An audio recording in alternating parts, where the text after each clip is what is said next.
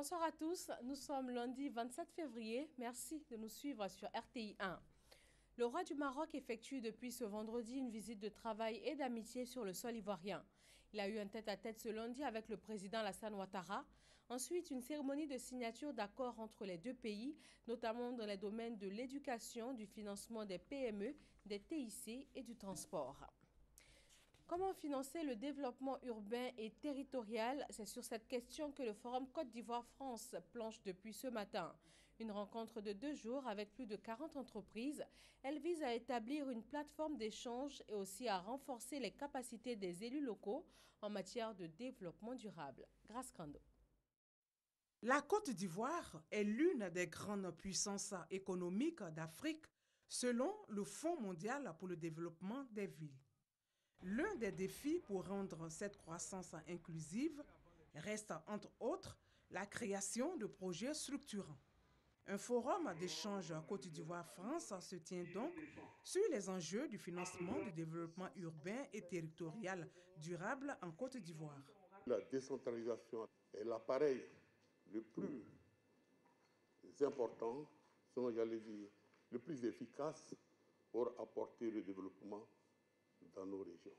C'est pourquoi, ce matin, nous voulons nous réjouir du partenariat que l'RDC a lié et a signé avec le MEDEF. Ces régions bénéficieront de gros projets dans le cadre de l'agriculture et ces projets apporteront un tant soit peu un bien-être, permettront aux jeunes, aux femmes d'avoir du travail et c'est ce que réduire la pauvreté.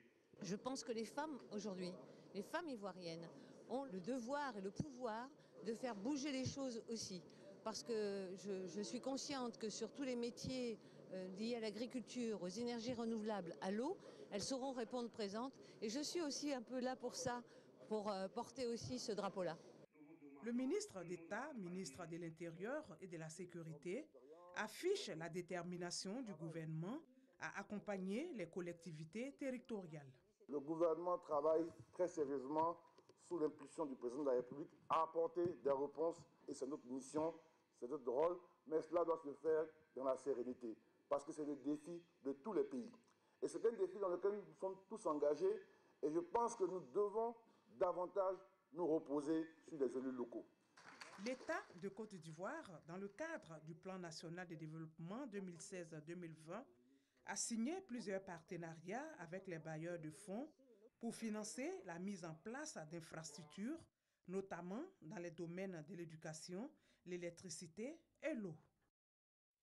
Ouverture de la 34e session du Conseil des droits de l'homme à Genève ce lundi. Pour le dialogue et l'action commune en faveur des droits de l'homme, la Suisse propose 3 priorités. La prévention des conflits, le renforcement des capacités collectives et la mise en œuvre réelle des droits à chaque être humain. Le Conseil des droits de l'homme a été créé par l'Assemblée générale de l'ONU en 2006 avec pour but principal d'aborder des situations de violation des droits de l'homme et aussi d'émettre des recommandations à leur encontre. Le FESPACO, le Festival panafricain du cinéma et de l'audiovisuel, s'est ouvert ce samedi 25 février à Ouagadougou. Le film Frontières, une fiction de 90 minutes de la réalisatrice burkinabé Apolline Traoré, a été projeté dimanche en séance inaugurale. Direction Hollywood pour la 89e session des Oscars. L'Académie avait promis davantage de diversité dans les lauréats. Pour cette édition, plusieurs acteurs et réalisateurs noirs ou musulmans ont été récompensés. Le drame Moonlight a été sacré meilleur film et la soirée a aussi été marquée par des déclarations contre la politique anti-immigration de Donald Trump. En Tunisie, les comptes publics sont dans le rouge et le Fonds monétaire international tire sur la sonnette d'alarme. Selon le FMI, le pays vit en crise de l'État. Son administration est pléthorique et malade.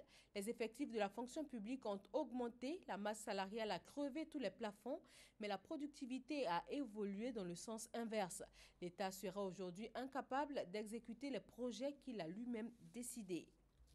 En Corée du Sud, la dernière audience dans le cadre de la procédure de destitution visant Park Geun-hye avait lieu ce lundi à la Cour constitutionnelle, mais la présidente coréenne ne s'y est pas rendue. Elle est engluée dans un scandale de corruption pour lequel l'héritier du conglomérat Samsung a, lui, déjà été placé en détention préventive. Merci de votre attention. Je vous retrouve à 20h pour le journal, toujours sur RTI 1.